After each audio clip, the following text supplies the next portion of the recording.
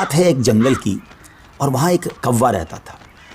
آپ جانتے ہیں نا، کوے کا رنگ بڑا کالا سیاہ ہوتا ہے، مگر وہ بڑا خوش تھا، بہت انجوائے کر رہا تھا لائف کو، طرح طرح کے کھانے کھاتا، اور رات ہوتی تو کسی بھی خوشبودار درخت پر جا کر رات بسر کرتا، انجوائے کر رہا تھا اپنی لائف کو۔ اچانک اس کی نظر ایک سفید کبوتر پر پڑی۔ وہ سوچنے لگا کہ میں کالا اور یہ سفید، یہ کتنا خوبصورت ہے، کتنا اچھا لگ رہا ہے، مجھ سے زیادہ خوش تو یہ ہوگا۔ اب اسی خیال میں وہ پریشان رہنے لگا اور اسے رات کو نیند بھی نہ آئے۔ ایک دن وہ کبوتر کے پاس پہنچا اور کہا کہ تم کتنے خوش نصیب ہو، تمہارا رنگ سفید ہے اور میں تو کالا ہوں، تم سے زیادہ خوش تو کوئی نہیں ہوگا۔ کبوتر نے کہا پہلے میں بھی یہی سمجھتا تھا، لیکن جب میں نے طوطے کو دیکھا تو میں حیران ہو گیا کہ طوطے کے تو دو رنگ ہیں، میرے پاس تو ایک ہی رنگ تھا۔ تو طوطا زیادہ خوش نصیب ہے، وہ زیادہ خوش ہے، وہ زیادہ لائف کو انجوائے کر رہا ہے۔ اب کوا کبوتر کو چھوڑ کر طوطے کے پاس پہنچ گیا، کہا طوطے تم تو زیادہ انجوائے کرتے ہوگے، کتنے خوش ہوگے کہ تمہارے پاس تو دو رنگ ہیں جسم پر، تمہاری باڈی بہت خوبصورت لگتی ہوگی۔ تو طوطا کہتا ہے کہ پہلے تو میں لائف کو بڑا انجوائے کرتا تھا کہ واقعی میں بڑا رنگ برنگی ہوں، مگر جب میں نے مور کو دیکھا نا تو مور تو کئی سارے رنگ لیے ہوئے ہے، اتنا خوبصورت ہے کہ اس کو دیکھ کر مجھے لگا کہ میں تو کچھ بھی نہیں ہوں۔ اب کوا اڑتے اڑتے پہنچ گیا مور کے پاس۔ مور چڑیا گھر کے ایک پنجرے میں موجود تھا۔ پہلے تو وہ انتظار کرتا رہا کیونکہ بہت سارے لوگ مور کو دیکھنے آئے تھے۔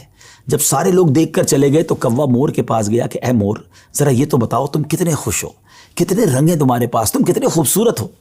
مور کہتا ہے پہلے تو میں یہی سمجھتا تھا کہ ہاں میں بہت خوبصورت ہوں، مگر پھر میں نے غور کیا کہ اسی خوبصورتی کی وجہ سے تو چڑیا گھر میں قید ہو گیا ہوں، روزانہ ہزاروں لوگ مجھے دیکھنے آتے ہیں مگر میں آزاد نہیں ہوں۔ اور پھر میں نے بڑا غور کیا کہ وہ کون سا پرندہ ہے جو چڑیا گھر میں قید نہیں ہے، تو مجھے سمجھ آئی کہ کوا ہی ایک پرندہ ایسا ہے جو چڑیا گھر میں قید نہیں ہوتا، اس کو کوئی قید نہیں کرتا۔ ناظرین، کوے نے جب یہ سنا تو اسے احساس ہوا کہ میں بھی اپنی جگہ پر واقعی خوش نصیب ہوں۔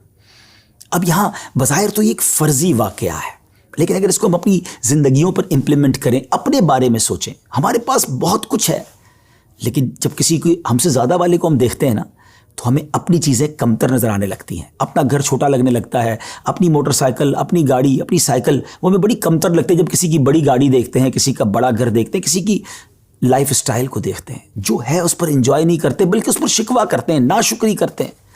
اس طرح زندگی نہیں گزرے گی۔ اگر آپ ہمیشہ اپنے سے آگے والوں کو دیکھتے رہیں گے تو آپ پریشان ہی رہیں گے۔ اگر آپ نے موازنہ کرنا ہی ہے، کمپیریزن کرنا ہی ہے، تو اپنے سے کمتر لوگوں کو دیکھیں نا۔ کئی لوگ بڑی مشکل زندگی گزار رہے ہیں، اللہ نے مجھے اور آپ کو بہت خوشحال رکھا ہے، جی ہاں اب بھی ہم لاکھوں کروڑوں سے اچھے ہیں، لیکن مسئلہ یہ کہ ہمیں تو آگے والوں کو دیکھ کر ڈیمورلائز ہونا ہوتا ہے۔ شکر ادا کیجئے، اور سبحان اللہ، میرے رب کا تو وعدہ بھی ہے نا قرآن میں، لَإِن شَكَرْتُمْ لَأَزِيدَنَّكُمْ، تم میرا شکر ادا کرو میں تمہیں اور دوں گا۔ تو جب آپ اللہ کا شکر ادا کر رہے ہوتے ہیں نا کہ یا اللہ تو نے مجھے کروڑوں سے اچھا بنایا، تو وہ اور عطا فرماتا ہے، آپ اور آگے بڑھتے ہیں۔